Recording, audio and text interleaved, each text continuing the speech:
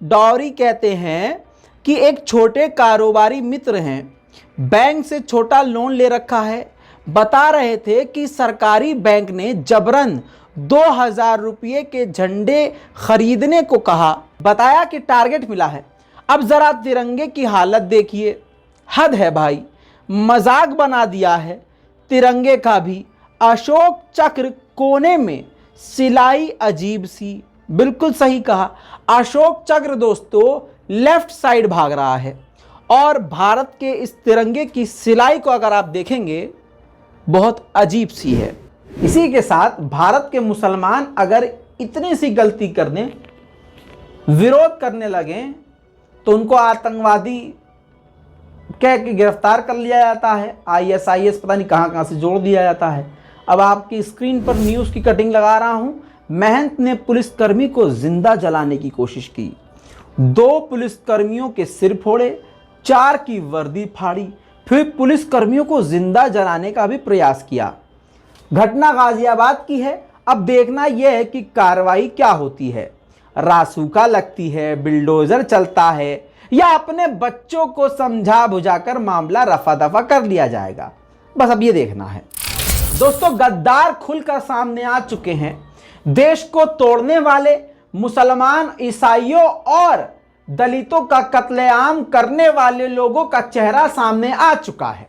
लेकिन देश की न्यायपालिका शायद पूरी तरह से सुन्न हो चुकी है। आपको यकीन नहीं होगा कि एक तरफ मोदी जी आजादी का 75वां अमृतकाल मना रहे हैं, लेकिन असल में पीछे से वो ये भी काम करवा रहे हैं। अगर वो ये काम नहीं करवा रहे तो चुप क्यों हैं? सवाल ये छोड़ रहा हूं यहां पर। अब जरा सुन लीजिए मामला क्या है। संविधान को पलटने का हिंदुत्व संविधान आ गया है। स्क्रीन पर देखिए, हिंदू राष्ट्र का संविधान बना दिया गया है। हरिद्वार के धर्म संसद के आनंद स्वरूप, जी हां, उन्होंने ये संविधान बना दिया है। और लिखा क्या है इस किताब के अंदर, कुछ बातें अगर आपको बताऊं तो आपका दिमाग चकरा जाएगा।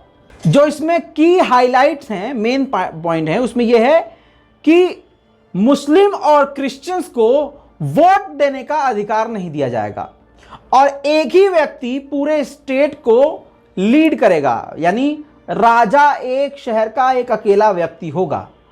और जो पुराना कानून है उसको बदल दिया जाएगा, उठा के फेंक दिया जाएगा। और मिलिट्री ट्रेनिंग हर व्यक्ति को दिया जाएगा, जिसमें देखिए मुस्लिम और क्रिश्चियंस नहीं होंगे, सिर्फ हिंदू होंगे जिनको मिलिट्री की ट्रेनिंग होगी। जो एजुकेशन सिस्टम है उसको बर्बाद कर दिया जाएगा, डिस्कार्ड कर दिया जाएगा और गुरुकुल वाली जो पुराने जमाने में हुआ करता था वो गुरुकुल सिस्टम लाया जाएगा। दोस्तों ये मैंने सिर्फ 1-2% पहले के 2-3 पन्नों का आपके सामने बात दिखाया है। अब सोच के देख लीजिए असली गद्दार कौन है ना। ये देशभक्त हैं। कानून कोई कार्रवाई नहीं करेगा इन पर। जज साहब को ये नजर नहीं आएगा, वकील साहब को कुछ समझ में नहीं आएगा, अदालत इस पे खामोश रहेगी। संविधान को पटकने, निकाल कर फेंक कर अपने संविधान को लागू करने की, ये हिंदुत्व वाले संविधान को बना दिया गया और लागू करने की बात की जा रही है। अब दोस्तों भाजपा ने जितना हमारे तिरंगे का अपमान किया है किसी ने नहीं किया होगा।